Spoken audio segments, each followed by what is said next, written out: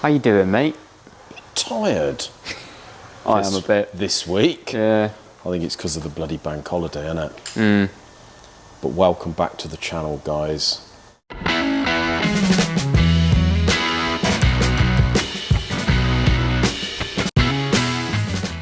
So, first of all, got a bit of sunshine out there. For a minute. We'll have a little walk into town in a minute and get the old hair cut. Fair play. Not in work's time, mind. It is yet again 20 to 5 and we're just starting to do a video. It's another late one. Another late one. That's because we're so busy, isn't it, mate? Yeah. But still have to make time to do the videos. Yep. Keep everyone in touch with what's going on, which is fairly mental, isn't it, here? Yeah, it is. Had a lot come in yesterday, didn't we? Weirdly. We had 3 come in yesterday. We actually got to the point where I started to tell people, don't bother coming in for another couple of weeks with it at least, because we got too much here. And I don't want to get into that again, mate. No, we went there, didn't we? Yeah. So, what have we had in? We'll have a little look over here. Talk about your Rover in a minute. That's looking nice. Yep. So, fortunately, the 3 we had in yesterday are not motors we've got to build. No. They are motors we've got to do machining on, fortunately. So, we've got another Type R here. Yes, it's upside down, but don't worry, we've got to face the block. That's a K20, is it? It's another K20 there. So we've got to take the crank out of it, tart that up, measure it. You've got to balance the crank assembly. Okay. All pretty much the same as that K20, mate, out of the Civic. So we've got 2 of they to do, except we've got to build that bottom end. Oh, right. Then we've got to go through the cylinder head, the usual really, mate. So you're going to be fairly busy with crank balancing in a minute. Yep.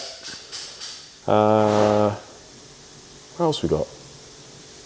I think all this stuff here, is that not new? Don't know what that is. I think that's Lancia. No, that's a Lancia. Yeah. It's Lancia Fulvia engine or know. something like that. I looked But it's in this box. There's a cover there with Lancia on it. Yeah, so. it is a Lancia. Says there. But this is in a Ferrari Dino replica. Right. Quite nice. Engine's been sitting for many years, apparently. Yeah. So we've got to just go through it, do the usual checks, and whether he wants us to assemble part of it, I do not know, but we've got to give him some idea of prices. Right. We've got stuff in there washing at the moment. The Perkins, probably thinking, why haven't we cracked on with that? Because we are waiting for an engine kit. Pistons and liners and all that. Which is on back order. Perfect. Whatever that means. So I don't know when we're going to get that stuff. Still haven't had the go ahead on the other Perkins, so no. Fortunately.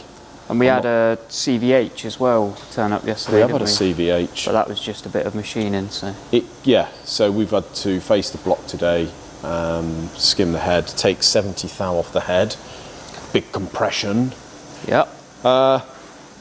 So yeah, you've managed to get the head off the 6-cylinder, yeah. Mate. We'll go over there in a minute and show them what we've found. But any horrors with the head? Head looks alright. Other than the cake that was in the top. I was trying to see if a piston might have been hitting the head or anything, but it doesn't look like it on the head. No. No, nothing. Doesn't no look major. Like it's blowing a gasket, then, but then it shouldn't after 20,000 miles. No, it shouldn't really. All gasket looked fine and everything. So yeah. So we'll go over there in a minute, have a look at that bottom end, mate. In the meantime, today I have been chomping out this 4-cylinder Ingenium that we stripped a week or so back. Yeah. So this one, we're on the final bore now, nearly done. And Westwood actually do a specific liner for this Ingenium. Oh, they do now? Usually when they do that, it means that the engine's a bit troublesome. So here it is, mate. This is actually 20 thou, which is half a mil over size on the external to the original liner. Right. Except this one comes with a flange top. Top hat. Top hat, yep. So you can see there I'll put the flanges in. I've left it with only a little flange then on those, yeah, not very big. But the original had nothing, it just sort of sat at a step on the bottom. But yeah, pretty decent. So I've machined them with a 3 thou interference. a 1 thou interference on the flange there, and leaving them 20 thou proud, so we can give the block a little lick over. Yep. I've then got to turn the block over, and if you see down the bottom, you've got cutouts on one side for the rods. Oh yeah. So I've just got to mill those out on the mill. Right. Yep. Finish hone it, or finish bore it, and then we've got to put this bottom end together. Big job, really, isn't it? Well, it is really, isn't it? A lot of boring and very boring. About. Yeah. But yeah, obviously we've got to make sure that's thoroughly clean. Yep. Not overly keen on putting this Ingenium together. No. Just a bit troublesome, aren't they? They do. The only nice thing about them is that they do have lots of accessible oil bungs for the oil galleries, so you can clean them out well. Yeah. Yeah, that's it. Yeah, if they're accessible, it ain't too bad, is it? It's when they've walloped things in there to block the hole, but then you can't get them out. Yeah. Right, so the 6-cylinder bottom end, mate, the Lamdrover. Yes. We've managed to get the full story on this, haven't we, in the past few days? Sounds like it, yeah. So at the minute, where we are, guys, the reason we ain't cracked on with this is because the customer is gone back to Lamdrover, having a little moan, seeing where he can see whether he can get some discount on a short engine, because that's all that's available at the moment. Yeah. So we're going to go ahead with the cylinder head, which is, you know, he's got no other option on that. The other bits we can get from Lamdrover, like the timing kit and what have you. But the short motor is about £6,500. Bloody hell. Quite dear. That's not very nice, is it? No. Now you've took the head off, mate, we sort of turned it over by hand, and we could hear a little knocking on yep, you can hear TDC there, and we've found the issue. Number 4. Here we go. Got a little bit of big end play. Well, if you ask Land Rover, that's probably just within tolerance. But yeah, probably. Yeah, they've upped their tolerance to about 3 mil. Yeah. Typical. Yeah, it's not great. No. So we've got the full story on this. Now, apparently, it is 21,000 mile, the service interval, the first service from new. Yeah. Or 2 years, whatever comes first. Now, the customer has left it 3 years, but he has only done 21,000 mile. Now, his thinking is, well, it's only done the mileage. I know it's been twice as long, but obviously, what's Land Rover's argument going to be? It was whatever come first. Well, it's sort of one of them, isn't it? what it's meant to be, isn't it? And I suppose going by this engineer, now the problem is, the reason that has failed is because obviously whether he does short journeys or not, I'd imagine he does. Yeah, I think so. You get the thing trying to regen, dumps a load of diesel in the oil, goes a bit crappy, and it's blocked the paper filter element and probably, yeah. Although the one that was in it didn't look too bad, but he did say that Land Rover had changed it when he first heard the knocking. Yeah, so well, it's a bit late then, isn't it? Yeah, usually when you hear the knocking, job's done. Yeah, you've sort of cooked it, haven't you? Yeah, really? It's a bit late then. So going by this and these modern vehicles here, okay, the mileage was, well, I suppose all right, although it still isn't all right, is it? We would say at least half that you should be changing the oil. 10,000 should be the top 10,000 or 12 top months limit on everything. Yeah.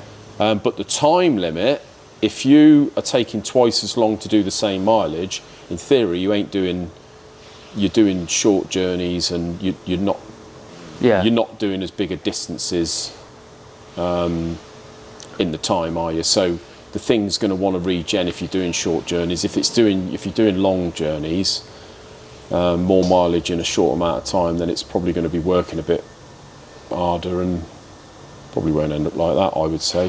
Probably not. So that may be a reason why they're giving a time frame as well as mileage. I'm wondering if some of that ooze is maybe if somebody along the lines decided to chuck a can of like some sort of oil thickener in there to try and shut the knocking up. Do you reckon? Well, maybe. Only because it's all quite the same consistency. It's all very creamy and like liquidy, but still very thick. But I don't know.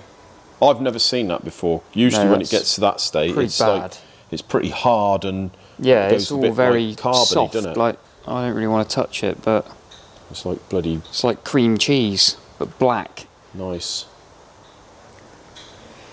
Black cream cheese then. Yes. Yeah, so he's gone away and argued with them, trying to argue with them, see whether he can get a bit of money off. But yeah. I think he's going to be to no avail. Probably not. I did take a load of pictures, so if he needs some, I've got some, but just shows a black cylinder head, to be honest. Yeah, damage is done. So that is where we are with that. We've had one of the Cosworths go today. Yep. We were waiting on the 2 rocker covers. There was a little bit of a communication issue between him and myself. I said it would be ready this week, which it is going to be ready this week. But he's turned up from Surrey today to pick it up.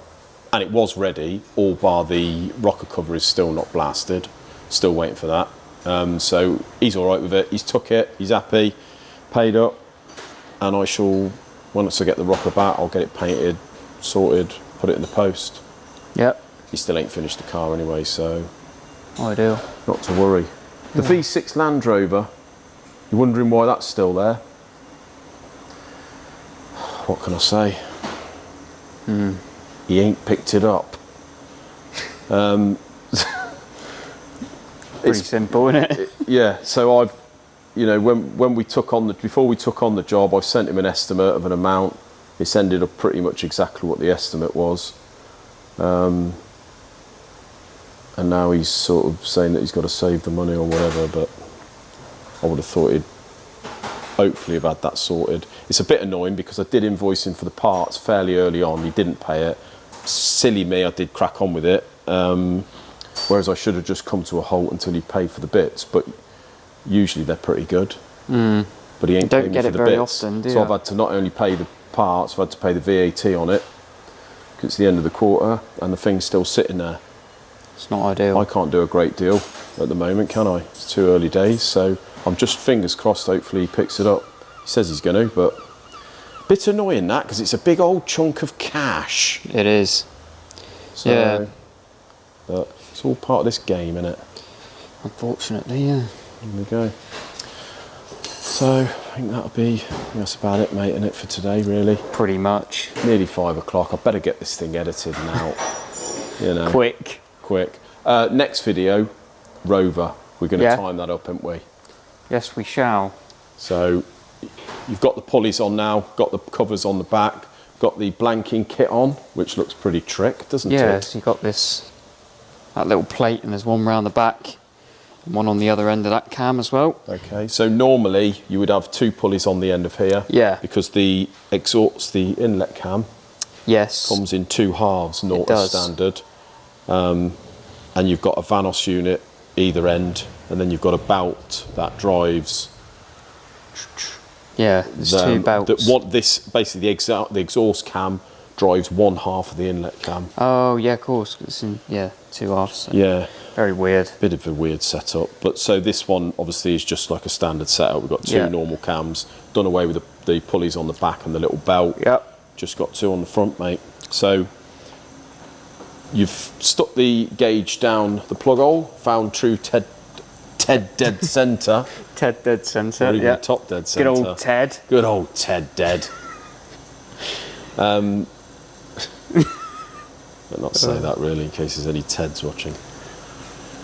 So yeah, next video, I'm going to be giving you a lesson on how to set up vernier timing, mate. Ideal. So that's it. You have shown me before, but show you again. Never show you too many times. Bit confusing. It is a little bit. We've both got a bit of a little head over it earlier. Yeah. But yeah, it is. It's the more you do it, the more familiar you get. The problem is you don't do it too often, even when you're doing it a lot here, because not everything's got vernier timing, and so you sort of do it once every couple of months, probably. Yeah. So even I have to sometimes have a little think about what I'm doing. Yeah. But yeah, we'll do that one on Friday then, shall we? Yeah. Leave it there. Have a great evening, guys.